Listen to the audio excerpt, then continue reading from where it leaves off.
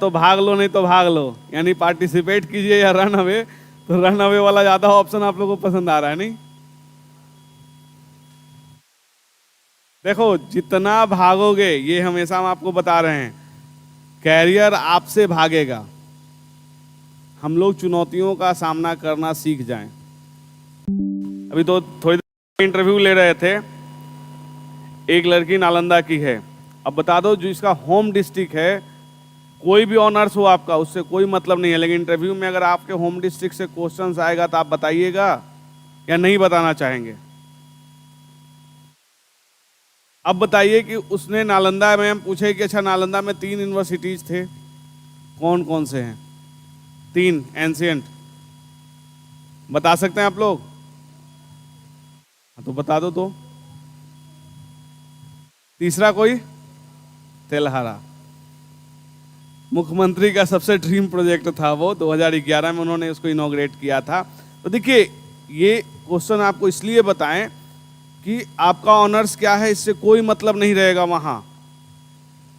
मतलब ये रहेगा कि आप जिस जगह हैं उसके बारे में कुछ जानकारी लें। ये नहीं कि सर हम तो मैथ ऑनर्स किए हैं, हमको नहीं पता है, उससे क्या मतलब है? अगर आपने बीपीएससी कंप्लीट कर लिया, यानी कि आपने हिस्ट्री पढ़ा, ज्योग्राफी पढ़ा, स्टैटिक्स पढ़ा, जो भी सब्जेक्ट से सारे सब्जेक्ट क्वालिफाई करके मेंस तब तो जाएंगे आप इंटरव्यू के लिए। तो ऐसे क्वेश्चंस। कब ग्रेजुएशन किया आपने? और मैडम मैंने एक और आपको बता रहे हैं हॉबीज के बारे में। कल भी बताया था, हॉबीज बहुत सोच समझ के दिया जाएगा वहां पे। उससे पूछा गया है हॉबीज, तो डायरी लिखना, ठीक है, अच्छी हॉबी है डायरी लिखना। लेकिन डायरी में उसने बताया क्या? हम बोले कुछ पॉजिटिव कुछ निगेटिव चीज बताइए। तो क्या आप निगेटिव में क्या बताइएगा? मेरे अंदर कमी है। जो भी बताएंगे उसको पॉजिटिव वे में लेंगे ना। उसने बताया कि सर जो मेरे अंदर कमियां है उसको हम शाम में नोट कर लेते हैं। अरे यार, तो रोज कमी जो नोट कर लेगा तो अगले दिन उसको सुधार नहीं करेगा कि जिंदगी भर हम नोट करते चलेंगे उस कमी को? ये बता दो कि रोज अगर कमी हमारे अंदर निकल रही है तो हम उसको सुधार करना चाहेंगे ना। सर मेरे अंदर कमी है कि हेल्थ कॉन्शियस नहीं है। अरे तो बताने की क्या जरूरत है कि आप हेल्थ कॉन्शियस नहीं हैं? अगर आपने डायरी लिखना बताया तो आप बता सकते हैं। आप बता रहे हैं अपने बारे में कि हम बहुत हार्ड वर्किंग हैं, तो जब कमी पूछा जाए तो आप क्या बताएंगे कि सर मेरे अंदर कमी ये है कि हम जब तक उस कार्य को पूरा नहीं कर लेते से सो नहीं पाते। यानी आपने अपनी कमी नहीं बताई, आपने अपना स्ट्रॉन्ग पॉइंट उनको रखा कि हम हार्ड वर्किंग सही में हैं। ये नहीं कि सर अगर हार्ड वर्किंग है लेकिन बहुत सारा काम आ जाता है तो हमको बेहोशी आ जाता है। अरे आपको कोई प्रॉब्लम है उससे दूर करिए। जब भी बताना है ना, तो अगर कमी भी बताना है कि आपके अंदर कमी क्या है, मैडम मैंने 2018 उस कमी को ऐसे बताइए कौन सा सब्जेक्ट था कि वो आपकी मैडम मैंने बीएससी किया है, जो कि एक्स्ट्रा लगे कि नहीं हम में वो ज्यादा है, कम नहीं है। मैथमेटिक्स और हिस्ट्री की पढ़ाई की तो है। ये सब चीजें जी मैम। एक आध दो क्वेश्चन आपको इसलिए बता देते हिस्ट्री है हैं, मैडम। जब लेते हैं तो वैसे वैसे लोगों से मिलते हैं। तो देखिए ये चीजें, क्योंकि हम आपको कल भी बताएं कुछ हॉबीज के बारे में कि कैसे कैसे लोग, अब हॉबी पे बहुत ध्यान दीजिए क्योंकि क्वेश्चंस तो पूछे जा रहे हैं। और आप लोग में प्रॉब्लम क्या है कि अरे कुछ लिख दो hobby.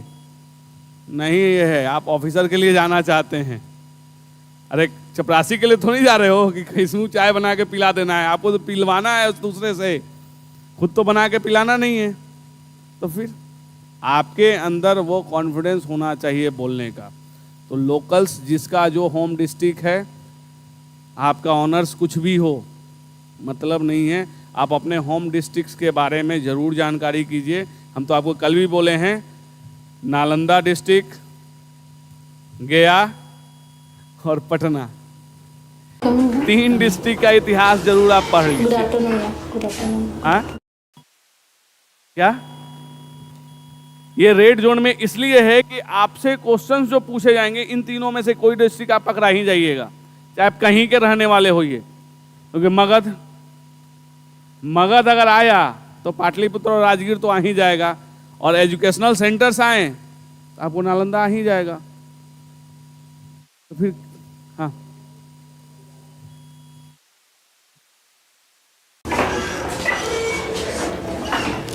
Good evening ma'am sir. Google के अंतर्गत ही उसको हम हाँ, तो क्यों अध्ययन नहीं? करते हैं। तो गाना गाना तो आपसे पूछ देगा, कुछ गा के सुनाइए। उसके अलावे ही नहीं, सिर्फ गा के सुनाइए से खत्म नहीं हुआ आपका इंटरव्यू, ये तो शुरुआत हुई। अब बोलेगा कि आपके फेवरेट्स कौन है गाना गाने वाले, यानी गायक। आपने जिसका भी नाम बताया था, बोले पहला गाना उसने कब गाया था, किस फिल्म का गाना है। बाबू, जितना आप सोच रहे हो ना, वो बैठा हुआ है आपसे ज्यादा सोच रहा है, आपसे एक स्टेप ज्यादा सोचता है। हॉबी ऐसे, वो धीरे धीरे हम आपको बताएंगे कि हॉबी कैसे रखना है। फंसना नहीं है, कभी भी गेंद उनकी तरफ नहीं जाने देना है, गेंद हमेशा अपने पास। इंटरव्यू का मेल मूल मंत्र यही है कि जो आपका स्ट्रांग पॉइंट है, इंटरव्यूअर को वहीं लेके आइए वापस। हम जब इंटरव्यू दे रहे थे तो हमसे क्वेश्चन सीधा उधर का पूछ रहा है, हमको उसको घुमा फिरा के आर्कियोलॉजी पे ले आना था, पुरातत्व पे ले आना था, क्योंकि सबसे स्ट्रांग है पुरातत्व में, कहीं से भी नहीं फंसेंगे, ये हमको पता है। 6 क्वेश्चन फंसने के बाद 7वें से पुरातत्व में उसको खींच के ले आए, उसके कहाँ कभी फंसे, 1 घंटे में कहीं नहीं फंसे। क्योंकि उसका रीजन है कि आपका इंटरव्यू में अगर 10 क्वेश्चन भी आप नहीं बता पा रहे हैं तो जरूरी नहीं कि आपके लिए निगेटिव हो जाएगा। हो सकता है 4 क्वेश्चन आपने ऐसे अच्छा आंसर दिया है, आपका सिलेक्शन करा देगा। तो ये 4 क्वेश्चन बताने के लिए आपके अंदर कॉन्फिडेंस भी तो होना चाहिए। अब बहुत सारे बच्चों का देख रहे हैं कि जैसे पूछिए तो उसके अंदर बहुत गुस्सा आ रहा है, आंख बंद कर रहा है तो चेहरे पे झुंझलाहट आ रही है, तो सब क्या होगा, निगेटिव जाएगा ना, क्योंकि अगला आपके नंबर काटने के लिए बैठा हुआ है, याद रखिएगा। तो हॉबीज अभी आप क्लास कीजिए, आपको धीरे धीरे बताएंगे कि कौन सा हॉबी आपको सेफ जोन लेके जाएगा। कुछ नहीं डाल दीजिए हॉबी में कि जो डाल पूछेगा कुछ भी वो पक्का पूछे। और आप हमेशा याद रखें, जितना आपकी सोच जहाँ खत्म होगी वो वहाँ से सोचना शुरू करता है जो इंटरव्यू में बैठा हुआ है। क्योंकि 1-2 वैरायटी के इंसान से तो मिल नहीं रहा है, डिफरेंट प्रजाति के इंसान वहाँ आते हैं। तो वो क्या होता है ना कि उसको भी पता है कि आप हॉबी कोचिंग से रट के आ रहे हैं कि आप सेल्फ बता रहे हैं, तो आपको कोचिंग से रट के भी गए हैं ना, उसको बताना है कि ये मेरा सेल्फ का है। क्योंकि जैसे आप कोचिंग के भाषा को बताइएगा ना, वो कहेगा अच्छा कोचिंग वाला इसको इतना ही रटवाया है, इससे आगे पूछो। क्योंकि जो बोलने का तरीका हमारा होता है ना, वो हमारा बता देगा कि हम रट के जा रहे हैं या खुद से बोल रहे हैं। समझ गए? कोई तैयार नहीं करना होगा। आप लोग क्यों हर चीज के लिए इतना टेंशन ले लेते हैं? हम कहें ना कि देखो, एक हमेशा लाइफ में याद रखो, तनाव अगले को देना है, खुद नहीं लेना है। जब अगर आप खूब खुश होइएगा ना, तो अगल बगल का लोग टेंशन में इसलिए रहेगा कि आज खुश क्यों, खाली मत बताइए उसको। अगर आते ही खूब खुश रहो, तुम्हारा दोस्त है वो 2-3 बार पूछेगा कि क्यों खुश हो, उसके बाद क्या करेगा, अगर नहीं बताओगे तो वो तनाव में रह जाएगा कि आखिर की खुश है क्यों। तो बस वही चीज करना है, खुद को तनाव नहीं लेना, अगले को तनाव देना है। और तुम लोग खुद तनाव ले रहे हो और हमारे साथ रह के अगर तनाव लेने लगे तो फिर ये नहीं, क्योंकि हम कभी तनाव नहीं लेते। मुझे देखते हो कभी तनाव लेते हुए? कभी नहीं। तनाव लेने का मेरा कोई इरादा ही नहीं है कि हम आपसे साथ तनाव लें। हम बहुत रिलैक्स रहते हैं, इसीलिए आपको बता रहे हैं वो धीरे धीरे आप पढ़ते जाइए, हॉबीज आपकी डेवलप की जाएगी। सारे लोग का एक हॉबी नहीं रहेगा, वो मैन टू मैन वेरी करेगा। आपका क्या व्यवहार है, कैसा नेचर है, उसके हिसाब से आपको हॉबी बताई जाएगी कि आप क्या बताइए। अब सारे लोग को एक ही हॉबी बता दो कि इंटरव्यू में सब क्वालिफाई करके पहुंच जाए, पक्का एक टीचर ही लोग को पढ़ाया होगा। तो हर लोगों के व्यवहार से हॉबी बनता है, ठीक है। तो आज हम लोग स्तंभ कला के बारे में पढ़ेंगे। तो स्तंभ कला की कुछ विशेषता आप लोग बता सकते हैं?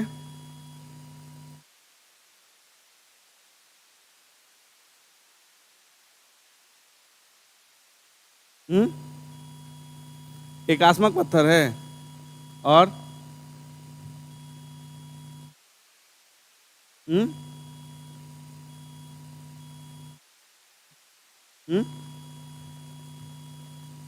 और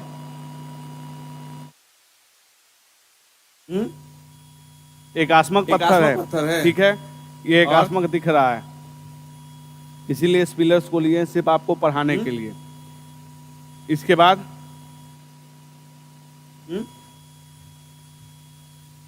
और ठीक है, ये दिख रहा है, पॉलिश्ड है और ठीक है, ये एकात्मक दिख रहा है, इसीलिए इस पिलर्स को लिए सिर्फ आपको पढ़ाने के लिए। इसके बाद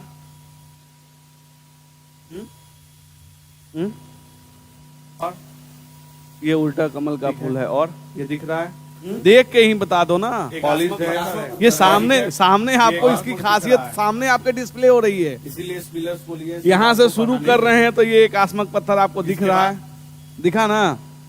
ये आपने बताया इन्वर्टेड लोटस, ये नहीं उल्टा है, ठीक है, ये इसके बारे में आपने क्यों नहीं बताया, दिख रहा है, देख के ही बता दो ना, ये सामने आपको इसकी खासियत सामने आपके डिस्प्ले हो रही है, इसीलिए इस पिलर्स को लिए यहाँ से चौकी है तो ये एकात्मक पत्थर आपको दिख रहा है, चौखट नहीं है ना, ये आपने बताया कहाँ पर क्या है, चौखट उल्टा है, ठीक है, ये चौकी है जिसके ऊपर ये पशु को स्थान दे रहे हैं, यानी आप देख लीजिए ये एकात्मक पत्थर है, ये पत्थर भी कहाँ से आया है, चौखट नहीं, चुनार सैंडस्टोन है, ये चुनार कहाँ पे है, उत्तर प्रदेश में है। तो ये देखिए इसकी एक खासियत है, यानी ये सिंगल स्टोन से कुछ दिन पहले तक लोगों ने ये कोशिश किया कि इसको बता दें ये मोनोलिथिक नहीं है, यानी एक स्टोन यूज नहीं है, इसमें फ्रेगमेंट्स हैं, लेकिन वो इसको साबित नहीं कर पाए। अब इसमें अगर देखिएगा तो डेवलपमेंट दिखता है कि सबसे जो अर्लीस्ट माना जाता है स्तंभ वो कौन सा है, सबसे प्राचीन स्तंभ अशोक का कौन सा है,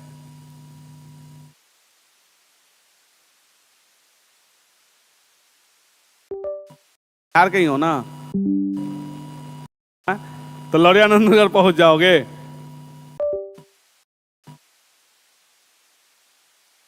देखिए आप लोग पढ़ के कुछ नहीं आए, क्यों? देखिए आप लोग एक चीज हमेशा याद रखिए, जो टॉपिक पढ़ाई हो रहा है ना, हम नहीं कह रहे हैं कि बहुत डेप्थ में पढ़िए, लेकिन जो भी आपके पास बुक्स हैं थोड़ा सा पढ़ के आइए। उससे क्या होगा कि अगर आप थोड़ा पढ़िए रहिएगा ना, 4 पॉइंट हम उसमें बढ़ा देंगे। जैसे ये हम लिखा नहीं रहे क्योंकि आपके ये पीटी के लिए रहेगा कि सबसे अर्लीस्ट कौन सा स्तंभ है और सबसे मैच्योर कौन सा है, सबसे अर्लीस्ट और सबसे लास्ट फेज का कौन सा है,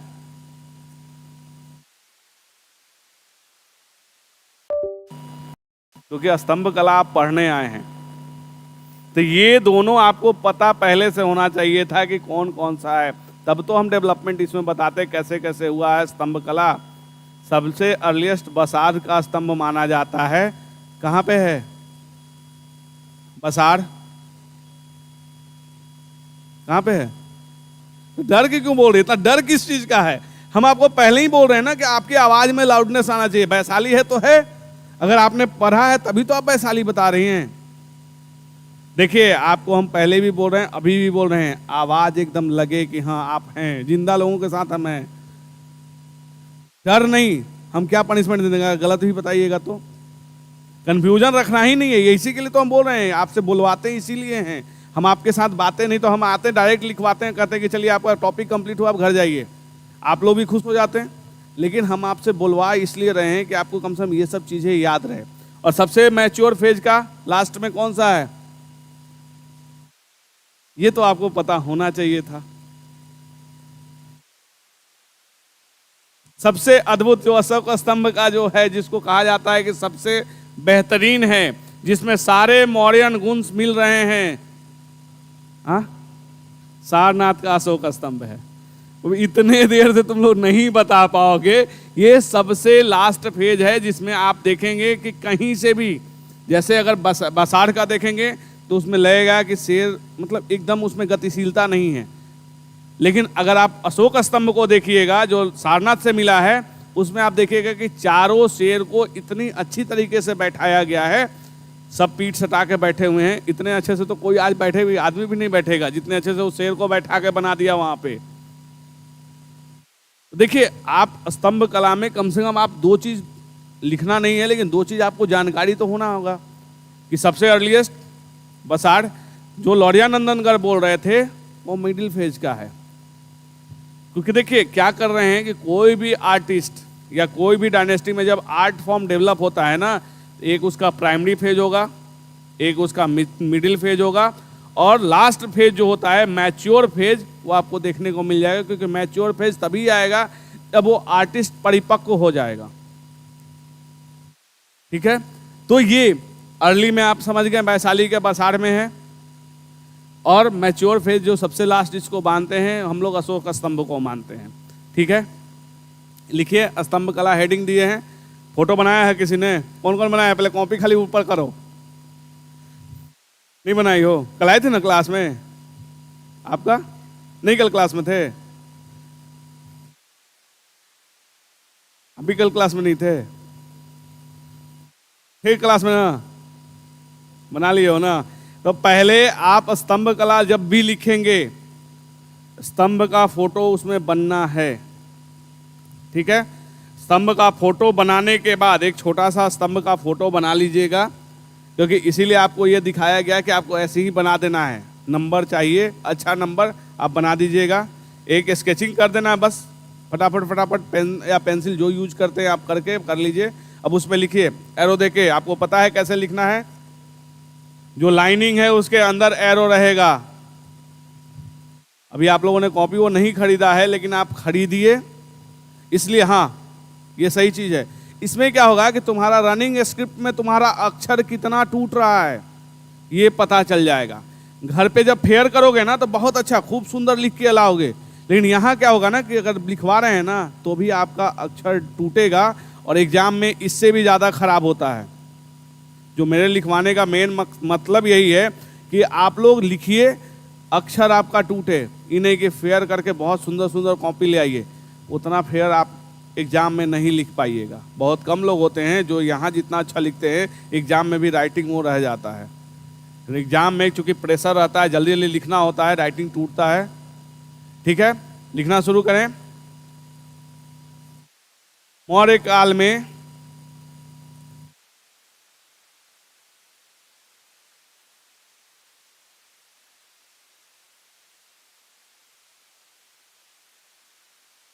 कला का सर्वश्रेष्ठ उदाहरण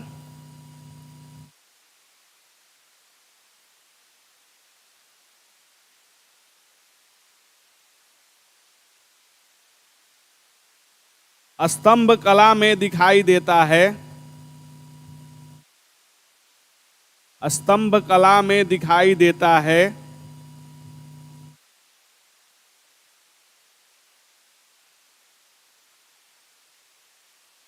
इस काल के स्तंभ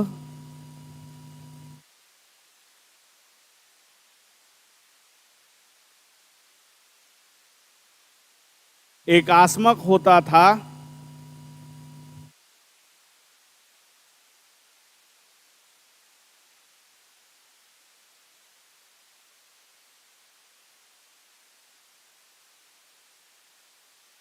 जो नीचे से ऊपर की ओर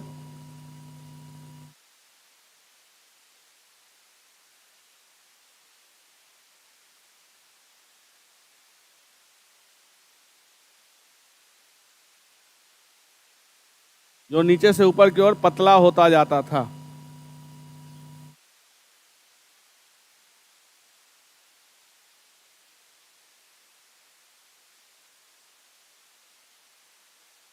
नेक्स्ट पॉइंट,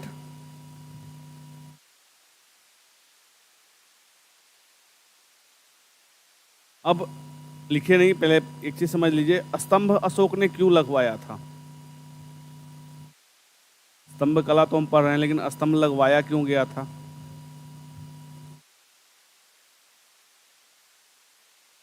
वो तो रॉक एडिक्ट में भी लिखवाया है, सिर्फ राज शासन के प्रतीक के लिए।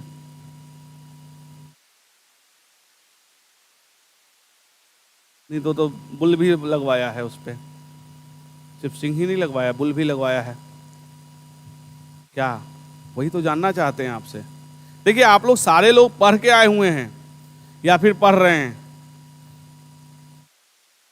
आखिर के हम स्तंभ क्यों लगवाएंगे? सिर्फ शासन के लिए तो नहीं लगाएंगे। तो बुल क्या है? बुल शक्ति का प्रतीक नहीं है?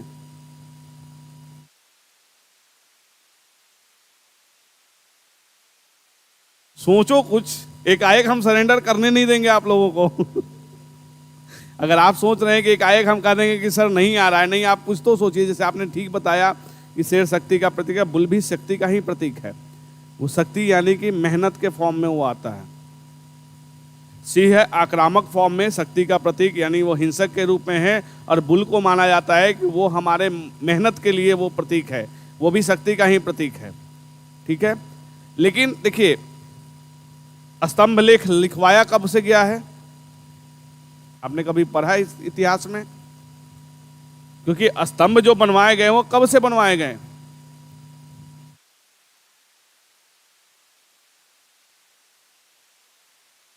जीएस पढ़ लियो सब लोग, हिस्ट्री। हाँ, सब लोग पढ़े हैं या कोई नहीं पढ़ा है हिस्ट्री? हाँ, 250 BC के आसपास। और तो वो तो सेफ बोलने का है। तो सबसे आसान है अगर ये लाइन बोल दो कि 3वीं शताब्दी ईस्वी पूर्व, कुछ नहीं बोलना है, अगला कुछ बोलेगा ही नहीं, क्योंकि वो तो सीधे एकदम टाइम फ्रेम, वो सेफ जोन लेके चल रहे हो। एग्जैक्ट जो डेट लेके चलता है ना, वो सही में अगर अंदर में ताकत है तब वो एग्जैक्ट डेट लेके चल रहा है, ईयर बता रहा है। नहीं तो जो लोग थोड़ा सा डरपोक है वो तो सीधे इतना से इतना ईस्वी के बीच। देखिए, स्तंभ लगवाने का मुख्य उद्देश्य था धम्म के प्रचार को। ऐसा नहीं कि राज्य आदेश है, सिर्फ राज्य आदेश ही है स्तंभ लेख में। अगर आप अशोक के अभिलेख पढ़ेंगे तो राज्य आदेश कम, मोरल ज्यादा है। वो क्या अपने अभिलेख में लिखवा रहा है? बड़ों की सेवा करनी चाहिए, गुरुओं का सम्मान कीजिए। तो ये सब क्या है? राज्य आदेश है, ये मोरल है। तो उसने जो स्तंभ ये किए थे वो जनरली धम्म के लिए, धम्म का प्रचार करने के लिए। क्योंकि मौर्य साम्राज्य में जब अशोक ने बौद्ध धर्म अपना लिया, उसके बाद से ये सारे चीज शुरू हुए हैं। देखिए, कब होता है आर्ट फॉर्म? हम आपको पहले भी बताए थे कि आर्ट कब डेवलप होता है? जब आपके अंदर स्थिरता आएगी और सरप्लस होगा। सरप्लस नहीं होगा तो क्या आर्ट फॉर्म है ना? कि आज हम लोग के पास पैसा हो, एक मोबाइल हो और 1 लाख रुपया अलग से मिल जाए, तो जाके आईफोन ले आएंगे।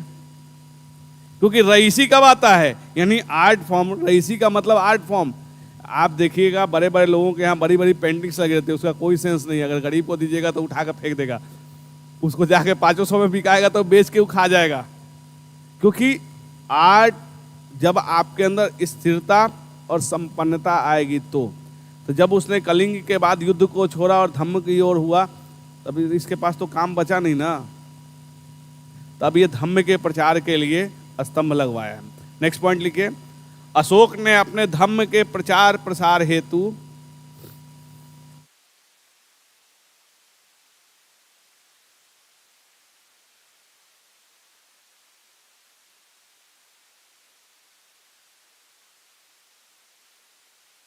संपूर्ण साम्राज्य में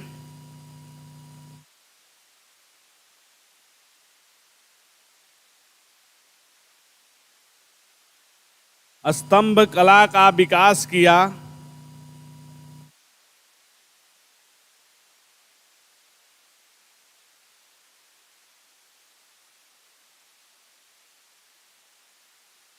स्तंभ कला का विकास किया जिसकी संख्या लगभग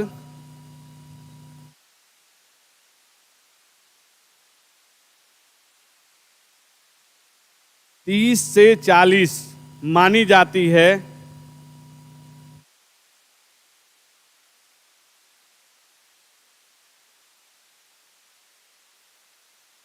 मानी जाती है जिसमें वर्तमान में जिसमें वर्तमान में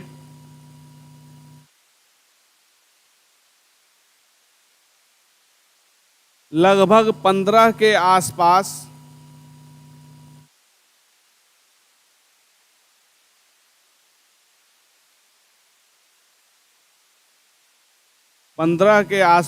स्तंभ सुरक्षित हैं।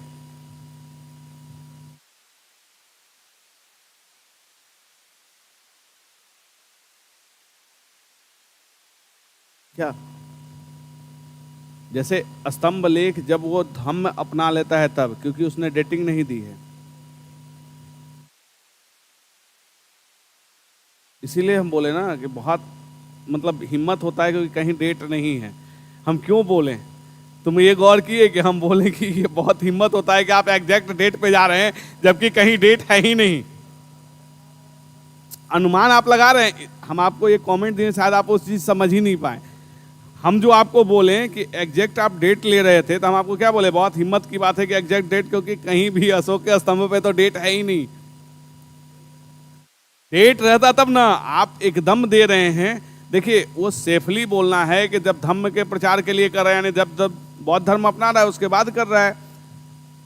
देखिए पुरातत्व में एक आध 100 साल इधर उधर हो जाए कुछ नहीं होता है,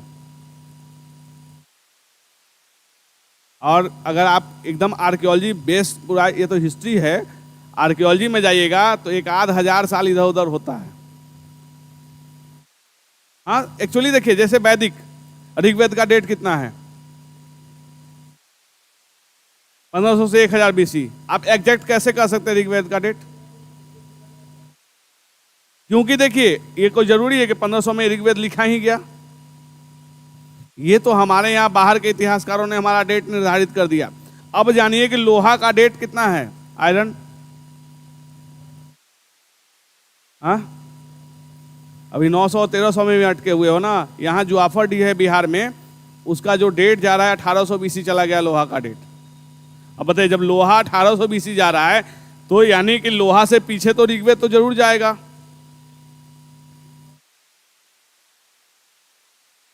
बाईस सौ जा रहा है। जैसे देखिए एक्चुअली जो हमारा इतिहास लिखा गया वो बाहर के लोगों ने लिखा जो कभी हमारा इतिहास देखे ही नहीं। जैसे हम लोग आज भी पढ़ते, अभी भी किताबों में है, आर्य बाहर से आए थे। ये अभी भी हम लोग पढ़ते हैं और अभी भी लिखते हैं, क्या आर्य बाहर से आए थे? बहुत सारा थ्योरी है, मेन मोस्ट एक्सेप्टेड जो थ्योरी है वो कि सेंट्रल एशिया से आए थे, सेंट्रल एशिया से ही आए थे ना। लेकिन वो थ्योरी अब धीरे धीरे खत्म हो रही है। आपने भी कुछ दिन पहले एक मूवी आई थी Sonauli, the secret of Sonauli, देखा? एक्चुअली एक खुदाई किया गया हमारे यहाँ पटना यूनिवर्सिटी के, वो हैं अभी ज्वाइंट डीजी हैं आर्कियोलॉजिकल सर्वे ऑफ इंडिया में।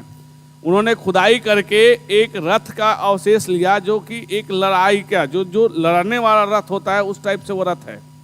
यूट्यूब पे सर्च कीजिएगा, क्योंकि वर्ल्ड मीडिया ने इसको बहुत ज़्यादा प्रेफरेंस दिया था इस मूवी को।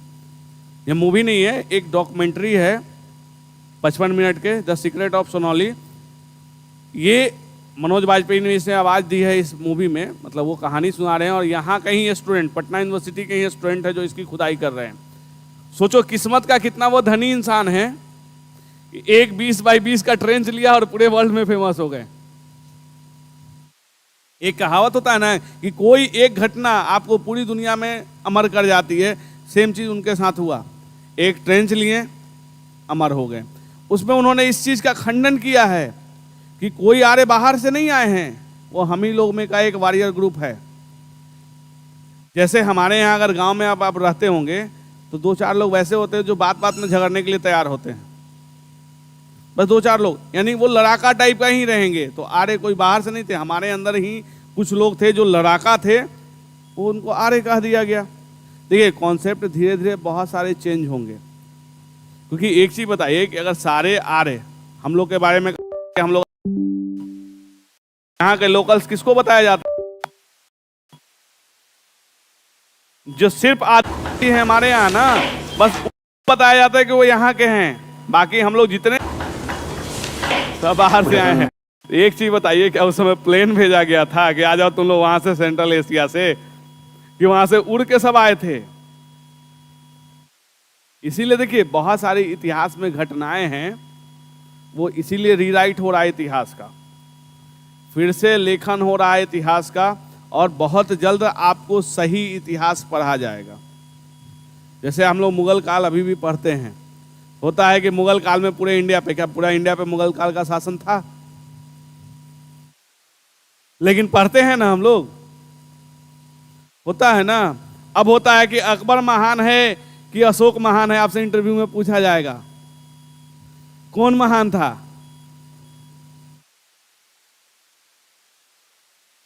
दोनों, आपको एक कोई ऑप्शन दिया जाएगा, आप किसको महान मानते हैं?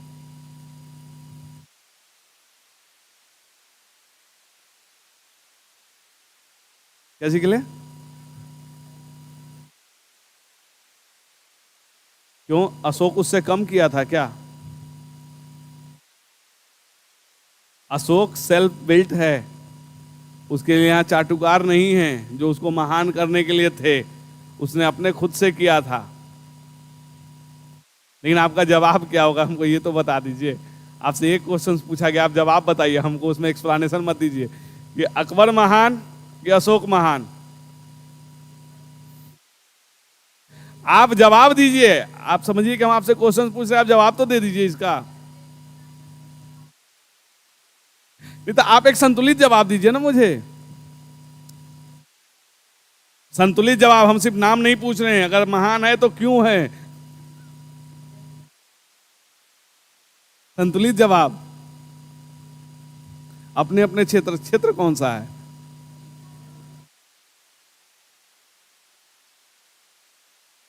बस यही चीज बोलिए ना कि हर कालक्रम का अपना एक गरिमा होता है। और अशोक का जब कालक्रम था तो उस समय वो समय से बहुत आगे थे, उन्होंने समय से बहुत बढ़ के काम किया, इसलिए वो महान थे। अकबर अपने समय से आगे था, इसलिए अकबर महान है। इसीलिए अगर आपसे अगर पूछ दिया जाए तो आप लोग कंफ्यूज हो जा रहे हैं कि हम केकरा बोले, अशोक को बोले कि अकबर को। कंफ्यूज होना ही नहीं है, दोनों अपने टाइम में महान है। हाँ, दोनों अलग टाइम फ्रेम में है ना। एक कालक्रम में अगर रहता, मौर्य काल में ही अकबर भी रहता, तब होता कि कौन महान है। अरे दोनों अपने समय में तो दोनों महान है। आप कह रहे हैं रचनात्मक कार्य किया, तो क्या अशोक बैठ के यहाँ पे घास छील रहा था कि वो भी काम करके गया है? इतने सारे अभी आप पढ़ रहे हैं, किसका पढ़ रहे हैं? इसीलिए आप लोग में ये चीज है कि आप लोग बहुत जल्दी डिसीजन ले लेते हैं। सोचिए पहले, धीरे धीरे डेवलप होगा ये चीज। चलिए अगला पॉइंट लिखिए।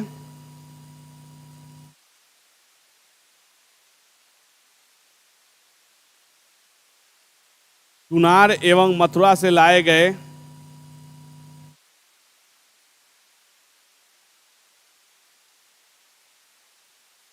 लाल बलुआ पत्थर, रेड सैंडस्टोन,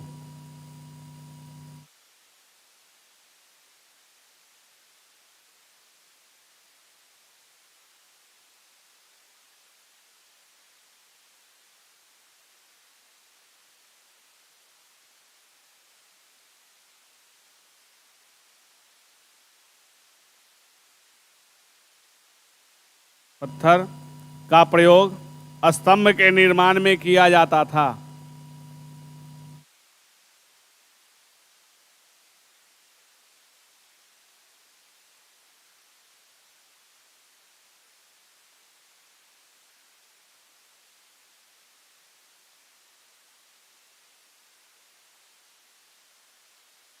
इसी में लिखेगा स्तंभ दो मुख्य भागों में बटा होता था।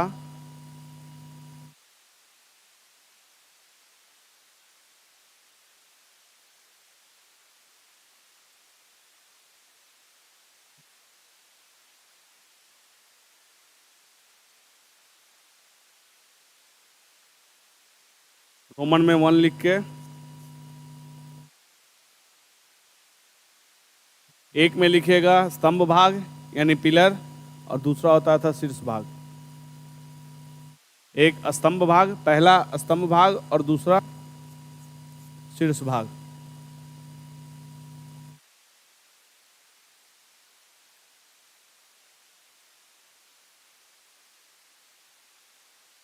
समझ गए कि स्तंभ भाग कौन सा है? ये पूरा इसको मान लिया जाता था कि ये स्तंभ भाग है, और इसको मान लिया जाता था कि ये शीर्ष भाग है। उलट कर इससे ना इरेज करने के लिए ना, तो हाथ से ही कर लेते, इधर से ऐसे लिखा रहा है तब तो अच्छा है।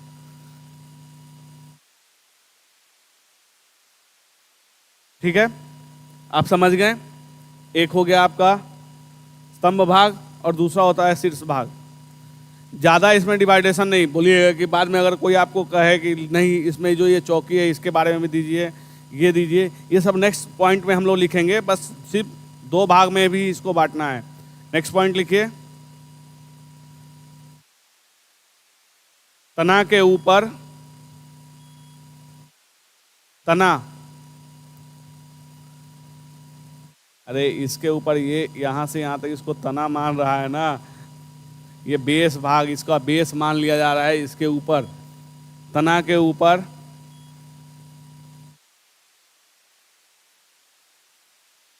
उल्टा कमल बना होता था,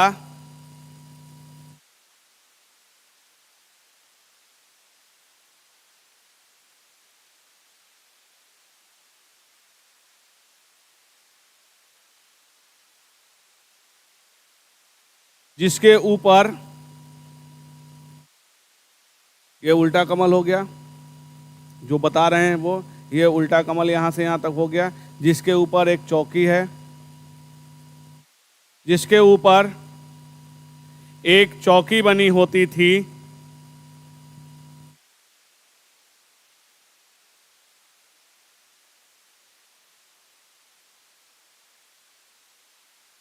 तथा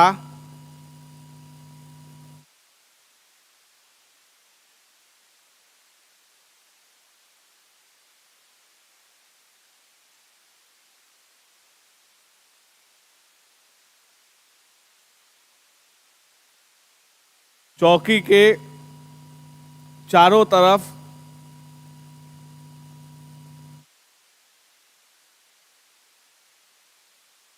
चक्र बना रहता था। ये चक्र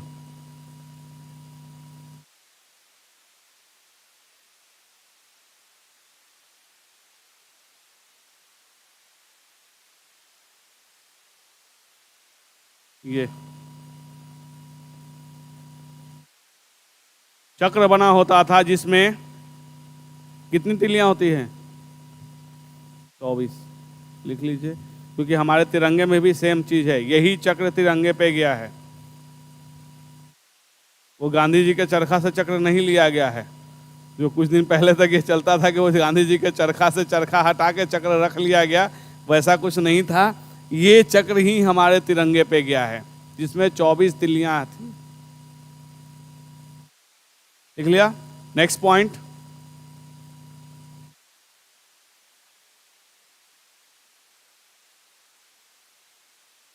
चौकी के ऊपर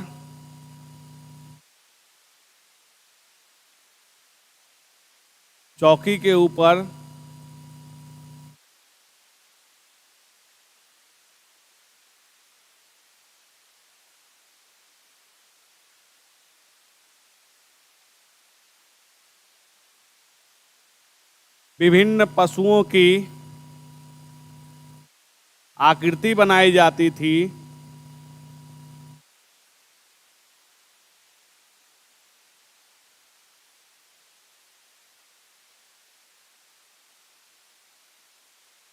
जिसमें सारनाथ का स्तंभ,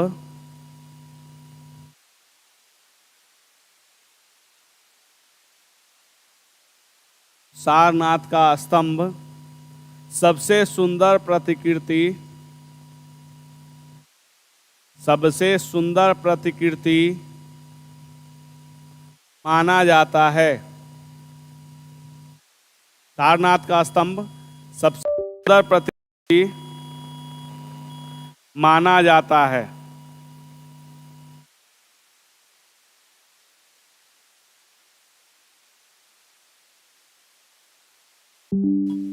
लिख लिया। देखिए ये वैशाली का आपको क्यों दिखाए हैं, देखिए इसमें जो शेर है उसमें देखिए गतिशीलता का अभाव है। आपको ढंग से ये शेर नहीं, मतलब लग नहीं रहा है कि एकदम बढ़िया सा शेर है। ये खाते पीते घर का नहीं होगा उस समय, बेचारा बहुत कमजोर शेर लग रहा है। चेहरे से भी लग रहा है कि नहीं मतलब ये जबरदस्ती इसको यहाँ, ये भागने के क्रम में था, इसको बैठा कर रखा गया है। लेकिन जैसे ही हम अगर इस पे आते हैं तो आप देखिए, इसमें देख रहे हैं, इसमें एक बैठने का, इवन मौर्यन पॉलिश जो मौर्य काल का होना चाहिए, आप देखिए उनके एक एक अगर दांत को भी देखेंगे ना तो देखिए इतना अच्छे से इसको दांत को दिखाया गया है।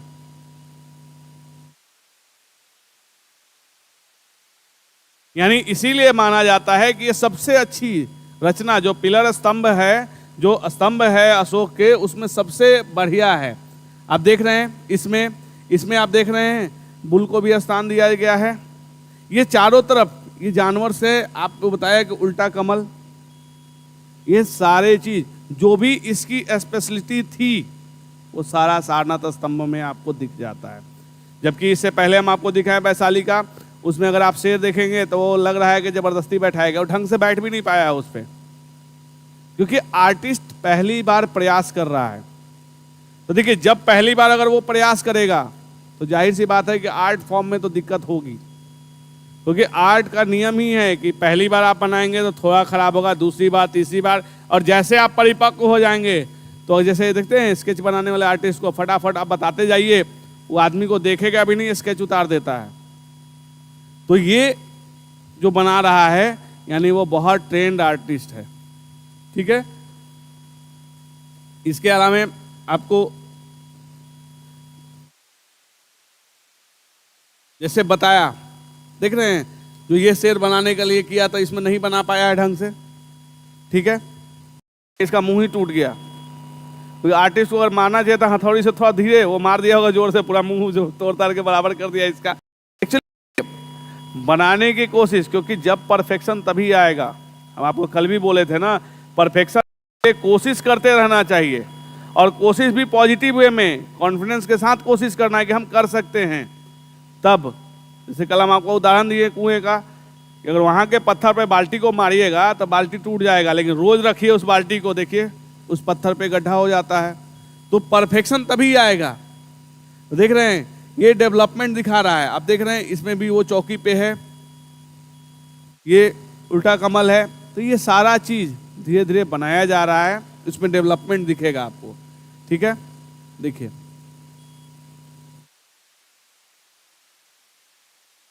कोई है चंपारण की तरफ के, उनके तरफ का ये है। अब तो आप लोग पहचान जाइए कहाँ का है, लौरियानंदनगढ़ का है। देखिए कैसे ये पूरा, अगर आप देखेंगे जैसे आपको लिखाएं कि ये बस मोटा से पतला होते जाएगा, यहाँ ये चौकी आएगी, यहाँ ये चौकी आएगी, इसके ऊपर उस जानवर को बैठा दिया जाएगा। तो देखिए सब में एक एक ही जानवर हैं, आप देख रहे हैं सब में एक एक जानवर है, लेकिन सारनाथ स्तंभ में आइएगा तो 4 शेर को एक साथ बैठा दिया है। वो भी आर्टिस्ट कितना होगा ट्रेंड कि चारों शेर को बैठा लिया है वहाँ। उससे पहले अगर आप देखेंगे तो जो अशोक स्तंभ हमारा सारनाथ में है, वैसा ही अशोक स्तंभ एक सांची म्यूजियम में रखा हुआ है। सांची कहाँ है? मध्य प्रदेश में ना, तो सांची म्यूजियम में वो रखा हुआ है। और उसमें जो ये जो इसकी खासियत है, बनाया है लेकिन इतना वो पॉलिश वगैरह वो सब चीज़ नहीं कर पाया, उसमें वो ढंग से नहीं बना है। किसी नेक्स्ट डे हम आपको उसका फोटो दिखाएंगे, क्योंकि हम सांची म्यूजियम से वो खींचे थे तो हम लोग को भी कन्फ्यूजन हो गया, अरे अशोक स्तंभ यहाँ कैसे आ गया।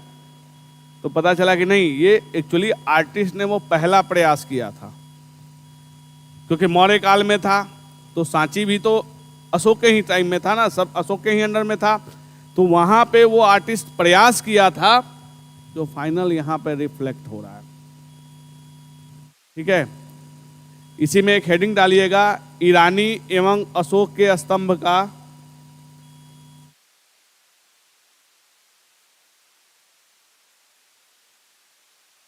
ईरानी एवं अशोक के स्तंभ का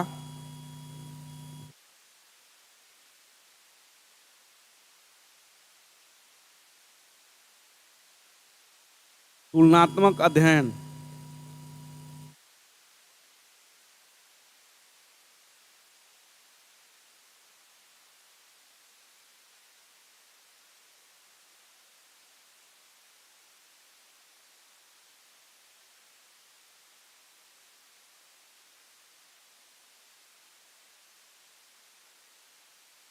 लिख लिए, इसमें पॉइंट देके लिखिएगा, एरो देके। John Marshall, John Marshall,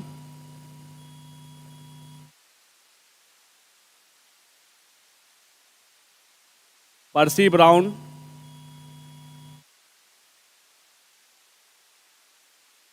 Stella Davis,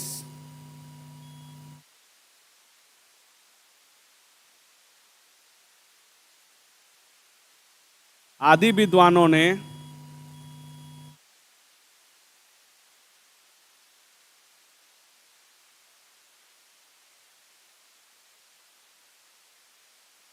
यह आरोप लगाया है कि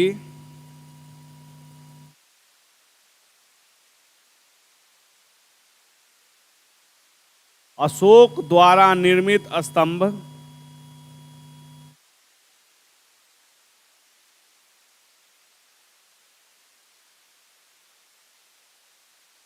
ईरान से प्रभावित है।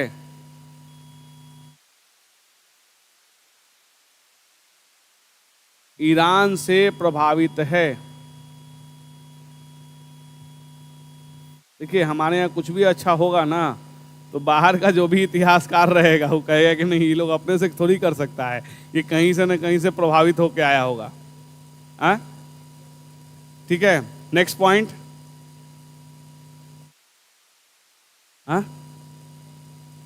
तो देखिए, ये हमेशा से चला आ रहा है कि जैसे अगर आप सिक्के ही पढ़िएगा, अगर जैसे कॉइन्स पढ़ना है तो लोग मानते हैं, अगर 5 मार्क सिक्के जो हमारा अपना है, लोग कहेंगे कि नहीं ईरान से प्रभावित है, तो बेबीलोन से है, तो यूनान से है।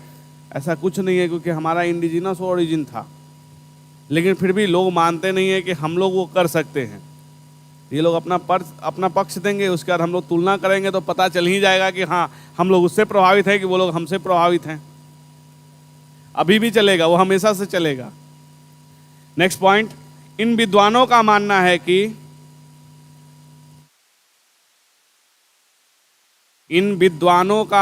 है कि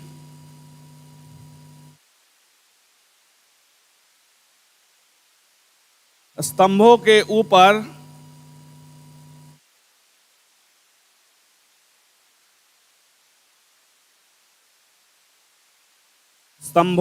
ऊपर उल्टा कमल,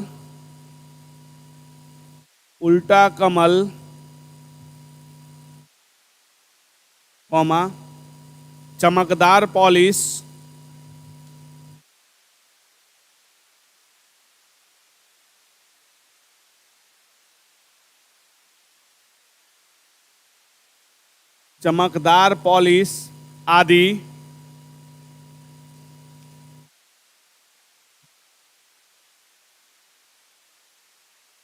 ईरान से प्रभावित दिखता है।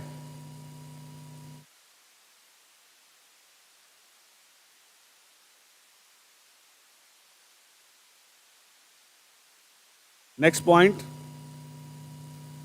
विद्वानों के अनुसार ईरानी शासक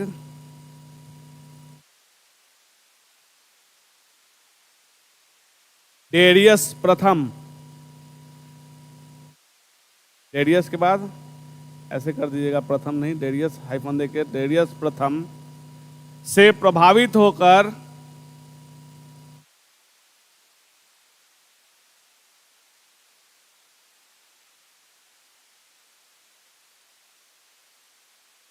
अशोक ने अपने साम्राज्य में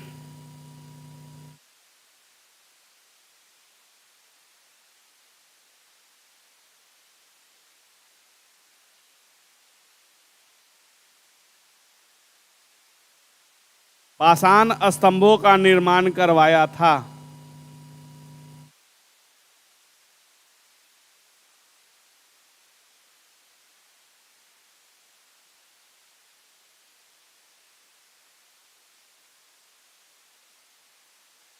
यानी वो लोग कह रहे हैं कि नहीं, अशोक वहां से प्रभावित हुआ है तब। नेक्स्ट हेडिंग डालिएगा, इन मतों का खंडन।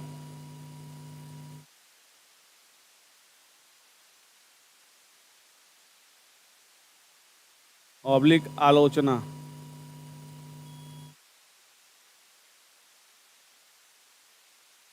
या खंडन और आलोचना, मतलब देखिए उन लोग का काम था कि बता दें, लेकिन हम लोग तो इस चीज़ नहीं ना मान सकते हैं, क्योंकि ये जब हमारा इंडिजिनस ओरिजिन है तो हम कैसे मान लें कि ईरान वाले ने हमको सिखा दिया। ठीक है, तो 2 कॉलम बनाइएगा।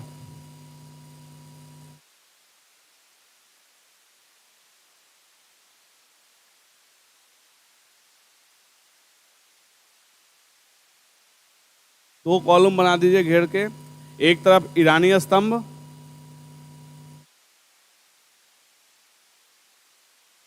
और एक तरफ है अशोक का स्तंभ।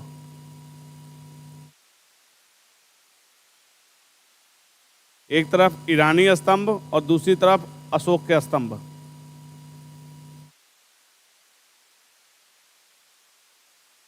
ठीक है, अब पहला पॉइंट ईरानी में शुरू कीजिए। ईरानी स्तंभ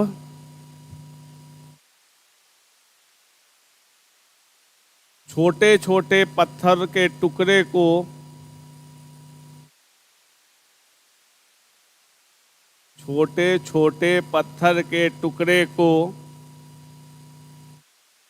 जोड़कर बनाया गया है।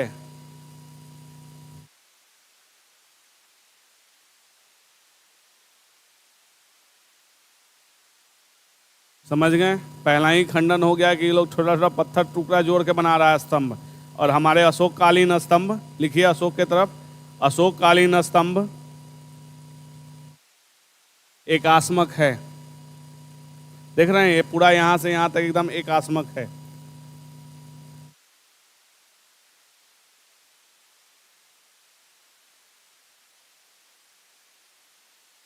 दूसरा पॉइंट, ईरानी स्तंभ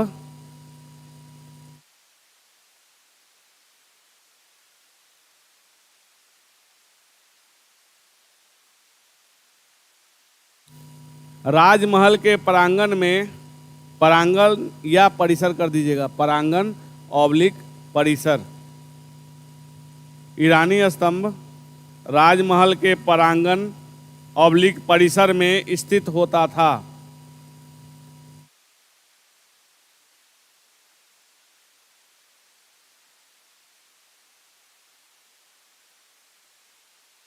जबकि नेक्स्ट में अशोक में लिखिए, जबकि अशोककालीन स्तंभ,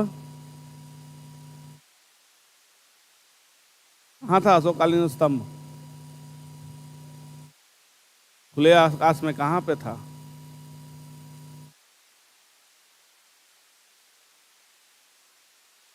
आप क्या लिखिएगा ये तो बताइए ना, कि सब जगह खुले आकाश में था? हाँ सच में? अगर लिखना रहे तो आप इसमें क्या लाइन लिखिएगा, इसीलिए हम अभी नहीं लिखवा रहे हैं, हमको खाली बता दीजिए कि इसमें क्या लाइन आप लिखिएगा। कहाँ था? हाँ,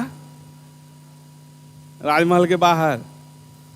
मतलब यही लिखोगे कि राजमहल के, इसमें राजमहल हम लिखवा दिए तो आप लोग राजमहल के बाहर उसको भेज दीजिएगा। सोचो, देखो एक चीज हम इसलिए आपको बोलते हैं कि थोड़ा सा सोचिए, क्योंकि हमको ये लगता है कि कहीं आप सो तो नहीं रहे हैं। देखो क्लास में एक्टिव रहना क्या होता है कि सोच, क्विक एक्शन कैसे होता है, आप क्या जवाब दे रहे हैं उस टाइम।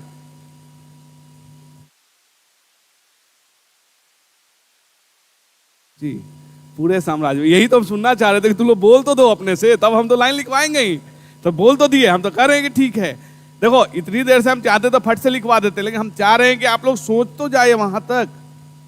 देखिए हमारे अंदर कहना है कि आप कहिएगा तो जल्दी लिखवा कर हम सिलेबस खत्म कर देंगे, उससे नहीं आपको फायदा होगा। जितना ज्यादा आप हमसे पढ़िएगा ना, आपके अंदर लिखने की टेंडेंसी बढ़ेगी। क्योंकि हमारे अंदर है ना कि हम अगर 10 दिन मुझे समय दीजिए, किसी टॉपिक पे हम एक किताब लिख देते हैं। हम इतना फास्ट कर सकते हैं, बस हमको दिन रात कोई काम नहीं रहे, किताब पूरा कर देंगे। अभी हम लिख रहे हैं आइडिया ऑफ भारत, जो बीए का सिलेबस में नया एक ये आया है, जबकि हम नहीं उस सब्जेक्ट के हैं। लिखना है, चूँकि हम पढ़ाएं अपने बच्चों को, हमारे यहाँ के बच्चे सब्सिडरी जब पढ़ने गए तो उनको नहीं समझ में आ रहा था, आके मुझे दिया सिलेबस कि सर नहीं समझ में आ रहा है। मैंने रुको इस पर किताब लिख देते हैं, 8 चैप्टर कर चुके हैं उसमें। तो देखो मेरा क्या है कि हम उस पर क्या सोच सकते हैं। जैसे आपने अभी सही सोचा पूरे साम्राज्य में, तो इसीलिए तो हम आपसे पूछ रहे थे कहाँ खुले आकाश में, तो वो कह रहा राजमहल से बाहर।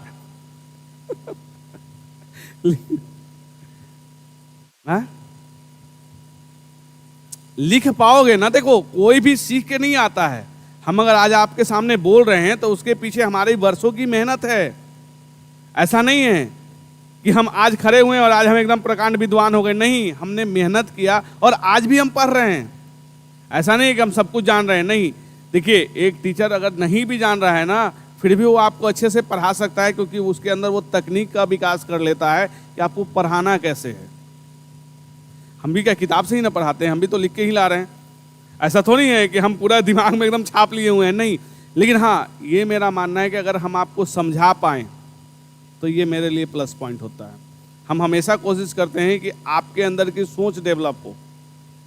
धीरे धीरे सोचते सोचते आप गए ना पॉइंट पे जहां हम आपको ले जाना चाहे, तो ठीक है, अच्छी चीज है। लिखिए इसमें, जबकि अशोककालीन स्तंभ पूरे साम्राज्य में जगह जगह स्थित था।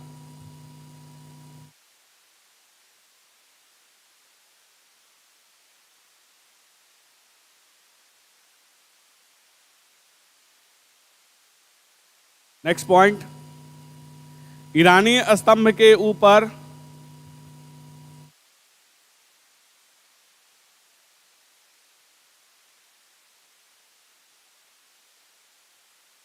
ईरानी स्तंभ के ऊपर शासकों की मूर्तियां बनवाई जाती थी।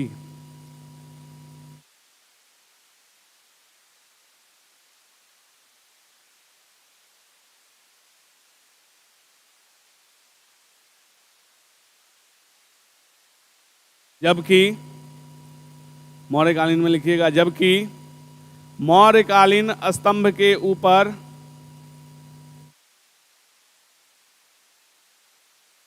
क्या पाया जाता था?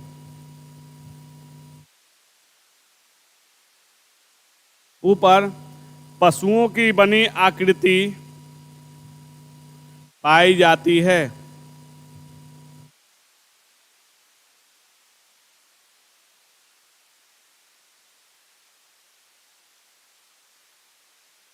नेक्स्ट पॉइंट, ईरानी स्तंभ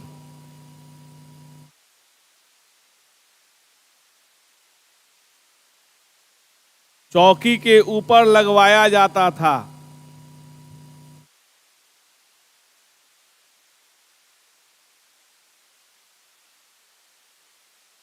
यानी मतलब समझे कैसा? मतलब आप समझाइए ना। चौकी के ऊपर तुम तो लिखवा दिए, तो बेसमेंट में चौकी लगाएगा। हमको इसका मतलब भी समझा दो ना तुम लोग। लिख लिए, अब उस चीज को इलेबोरेट कर दो, हमको बता दो। अगर ठीक है हम नहीं जान रहे, हमको बता दो कि चौकी के ऊपर स्तंभ लगेगा कैसे।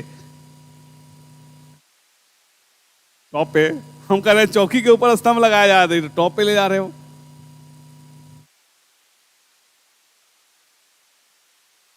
कैसे बेस में लगाएंगे? हम कह रहे हैं कि जैसे ये स्तंभ में चौकी यहाँ है, यहाँ पे है, तो ये चौकी के ऊपर स्तंभ को लगाया जा रहा है, तो उसका रीजन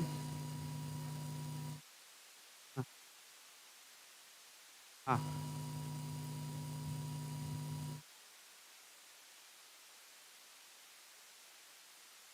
एक्चुअली देखो यहाँ क्या है कि ये लोग इंडिविजुअल लगा रहे हैं, जमीन को खोद के लगा रहे हैं। वहाँ क्या है कि एक चौकी बना दिया, इसके अंदर इसी में स्तंभ को लगा दिया। यानी ये जो बेस होगा ना, वो स्तंभ के लिए बेस का काम कर रहा है, जमीन के अंदर नहीं गाड़ रहा है। कभी देखते हो शादी ब्याह में टेंट होते हुए, टेंट लगाते हुए देखे हो? अगर नहीं देखे हो तो इस बार लगन आ रहा है तो जाकर देख लेना कि टेंट लगता कैसे है। बहुत सारी जगह जमीन नहीं खोदता है, वो एक लोहा वाला ले आता है बेस, और उसके अंदर वो कर देता है, वो चौड़ा सा रहता है। बस वही मान लो कि ये बेस है, इसके अंदर वो स्तंभ को फिट कर रहा है। जबकि हमारे यहाँ क्या है, लिखिए, अशोककालीन स्तंभ समतल भूमि पर लगाए जाते थे।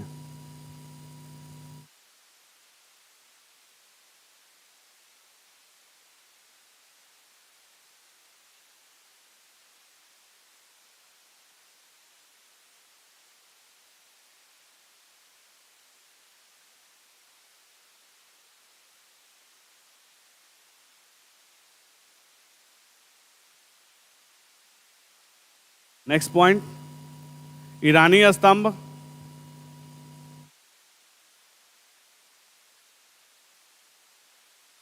पॉलिशदार होने के कारण चमकीला है।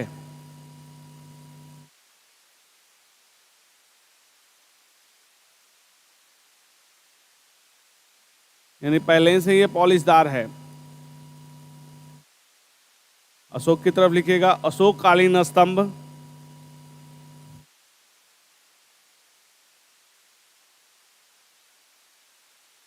अत्यंत चमकीला एवं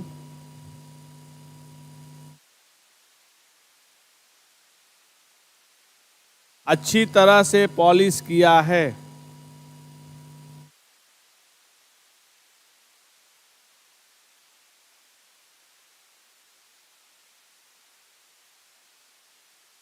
नेक्स्ट पॉइंट, ईरानी स्तंभ के ऊपर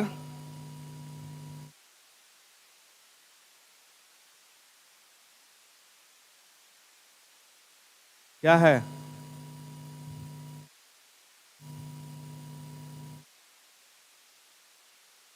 हाँ? शासक की मूर्ति है ना, लेकिन उसके पहले घंटी है। घंटी है कि घंटा है? घंटा है ना, तो बोलो घंटी क्यों बोल रहे हो? छोटा सा थोड़ी है घंटी बजाना है। देखो, एक चीज याद रखो कि आप क्या बोल रहे हैं ये पता होना चाहिए। घंटी और घंटा में अंतर हो जाता है ना। तो स्तंभ के ऊपर घंटी नहीं ना, छोटा सा बड़ा, वो घंटा बनाया है। तो लिखिए, ईरानी स्तंभ के ऊपर उल्टा घंटा है। घंटा भी है तो उल्टा है। और अशोककालीन में लिखिएगा, अशोककालीन स्तंभ के ऊपर क्या है, उल्टा कमल बना हुआ है। उल्टा कमल बना हुआ है।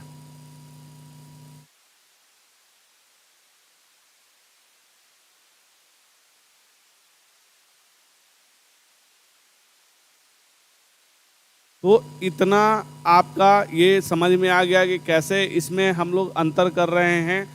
तो इसके आधार पे आप कह सकते हैं कि हमारा ईरान से कोई लेना देना नहीं है। ये जो जितने विद्वान बोल रहे हैं कि हमने उनका अनुकरण किया, हमने नहीं किया है।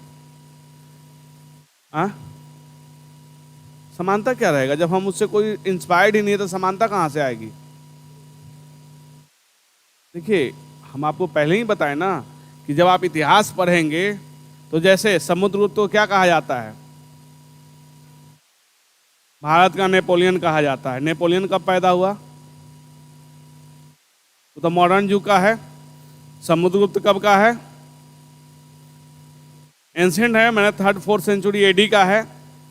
तो अगर इतिहासकार चाहते तो बोलते ना नेपोलियन के लिए कि नेपोलियन मतलब समुद्रगुप्त के बराबर था, लेकिन उन्होंने क्या किया? भारत का नेपोलियन बना दिया। अरे नेपोलियन बोनापार्ट और समुद्रगुप्त में कोई सामंजस्य है? हाँ? तो ये चीजें आप कह रहे हैं ना कि क्यों बोला जाता है, उसका यही है।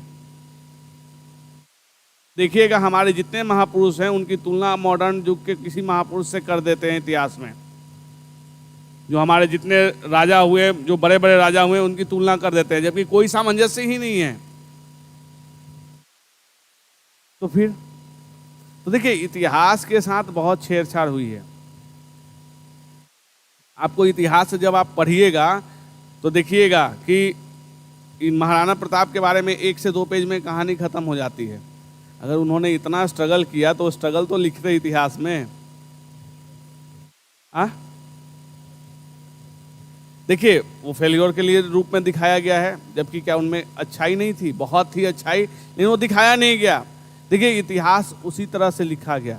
अब बिहार में आइए तो सिर्फ बाबू कुंवर सिंह का होता है कि उन्होंने आज़ादी की लड़ाई में बहुत योगदान दिया। क्यों? खाली एक वही थे? पूरे बिहार में एक ही आदमी थे जो लड़ गए, बाकी सारे लोग तो बैठ के यहाँ पे घास छिल रहे थे ना। यानी जो हमारे लोकल नायक थे, देखिए हर जगह के लोगों ने बढ़ चढ़ के हिस्सा लिया था, तब जाके क्रांति आती है। अगर आप एक उसको काटने के लिए हम लोग बोले तो कहेंगे ना कि बाबू कुंवर सिंह अपना साम्राज्य बचाने के लिए लड़ रहे थे। ये भी तो हो सकता है ना, थोड़ी है कि हम अपने लिए, अरे सर्वाइवल एंड कंटिन्यूटी के लिए हम लड़ रहे हैं, बाद में फेमस हो गए। जैसे गांधी जी को कहा जाता है सत्याग्रह, अरे भाई देहात से कमजोर थे, पिटाने से डर रहे थे, इसलिए भाई हम असहयोग रहेगा कि पिटाएं तो नहीं। आपने कभी सुना कि गांधी जी लाठी खाएं? देखते हैं जो कमजोर आदमी रहेगा सबसे पीछे भागता है, और वो कहेगा अरे शांति रहिए, सब लोग मिलजुल के रहिए। क्यों? उसको पिटाने से खुद डर लग रहा है। बाद में उनको महात्मा बना दिया गया। हम गांधी जी के नियम के खिलाफ नहीं हैं, लेकिन क्या सिर्फ गांधी जी के चरखे से आजादी मिल जाती? सबका योगदान है, लेकिन सारे योगदान को तो कम कर दिया गया। जब इतिहास लिखा गया तो देखते हैं सारे योगदान कम, बस सिर्फ गांधी जी ने हम लोग को आजादी दी। तो देखिए इतिहास जो लिखा जाता है ना, वो बायस्ड होकर इतिहास लिखा जाता है। पूरी तरह से जिसको आपको आगे करना है कर दिए। आपको पता है जवाहरलाल नेहरू को प्रधानमंत्री नहीं बनना था, सिर्फ एक लोगों ने सपोर्ट किया था, 12 लोग पटेल के साथ थे। तो फिर क्योंकि उन्होंने क्या हुआ था ना कि फंडिंग किया था, तो फंडिंग का परिणाम को तो देखिए जब इतिहास आप पढ़िएगा तो आपको पता चलेगा कि हमारे इतिहास के साथ कैसे क्रूर मजाक किया गया है। क्रूर मजाक है। हमारे जितने भी एंशिएंट राजा हैं उन सबका अगर नया किसी से तुलना कर दीजिए कि भाई उसके जैसा था, कहाँ ऐसा हो सकता है? वो अपने टाइम में था, ये अपने टाइम में है। नेपोलियन और समुद्रगुप्त का कोई तुलना हो सकता है क्या? नेपोलियन कितना युद्ध जीता है? ये तो पूरा साउथ इंडिया गया, भारत को जीता। ये क्या करता था कि भाई आप राज्य चलाइए, हमको टैक्स दीजिए, उस टाइप से कितना किया है नेपोलियन। इसीलिए कह रहे हैं कि देखिए इतिहास जो अगर आप पढ़िएगा डेप्थ में ना, तो आपको लगेगा कि पता नहीं लोगों हुआ क्या था जो इतिहास लिख रहे थे। क्योंकि हम खुद किताब लिखते हैं ना, तो हमको पता है। मेरी खुद 8 किताब लिखी हुई है, 9वां किताब 2 किताब और लिख रहे हैं। नहीं, विचार नहीं, वो लिखवाया जाता है। आप जब भी लिखिएगा ना, अगर राज्याश्रय मिलता है ना, तो फिर किताब का रुख बदल जाएगा। अब हम ही अगर किताब लिखे बिहार का, अभी अगर मॉडर्न लिखने जाएं, तो क्या नीतीश कुमार के खिलाफ अभी हम लिखेंगे? सत्ता में है तो कितनों कुछ गलत कर दें, उसमें से एक लाइन हम नहीं ऐड कर सकते हैं, क्योंकि हमको अपने आप को भी तो सेफ रखना है। पता चला ज्यादा लिखने के चक्कर में टांग के ले गया वो। वो एक हम उदाहरण दे रहे हैं। तो देखिए वो क्या होता है कि जब किसी राजा के द्वारा या किसी शासक या किसी मंत्री जिसके द्वारा आप किताब लिखवाइएगा ना, या वो आपको राज्याश्रय दे रहा है ना, तो आप उसकी कमियों को भी अधिकता बना दीजिएगा। यानी उसको सिर्फ अच्छी अच्छी चीजें लिखिएगा।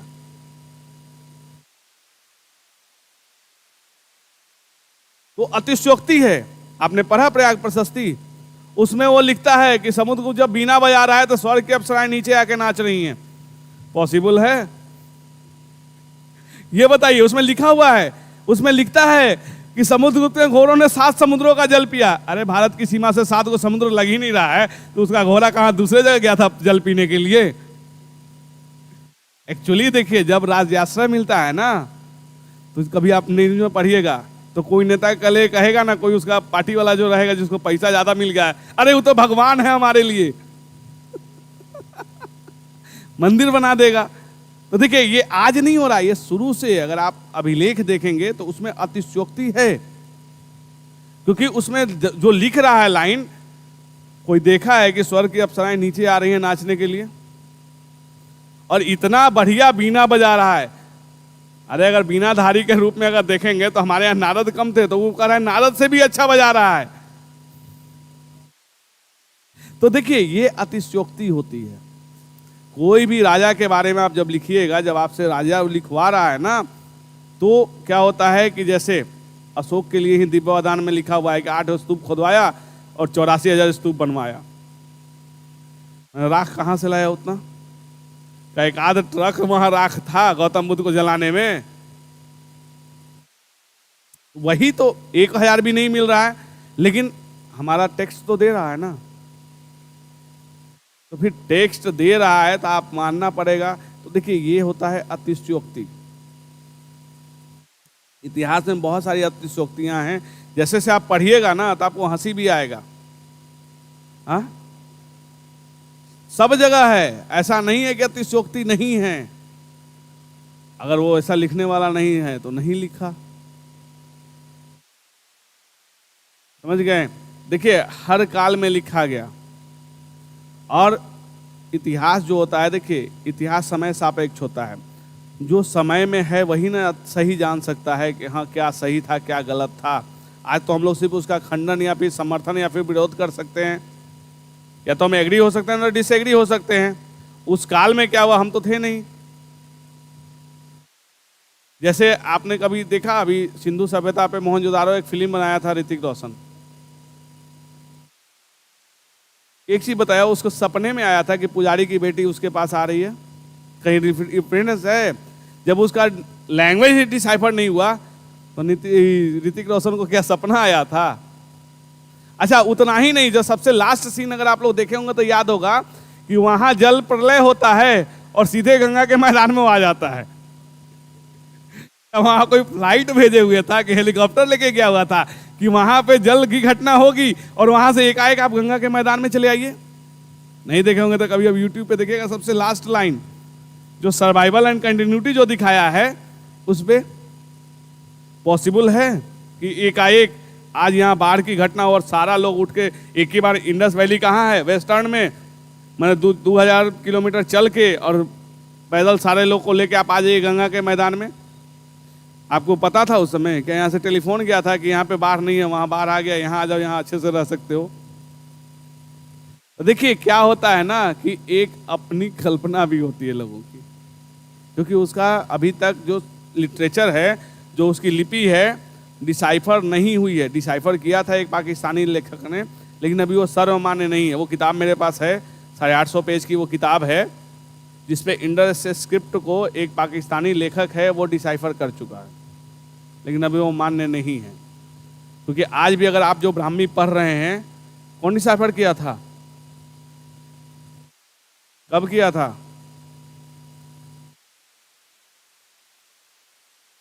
37 में तो हम नहीं सुने, हम भी 37 पढ़े हैं। एक बार देख लेंगे, 37 ही हम पढ़े हैं हम भी। अगर आज के डेट में अगर जेम्स प्रिंसेप डिसाइफर करने जाता तो डिसाइफर कर पाता? ये बता दीजिए। नहीं कर पाता प्रिंसेप, इसलिए कि जैसे वो बोलता है कि क है तो अगला पार्टी वाला कहता नहीं ये ख है।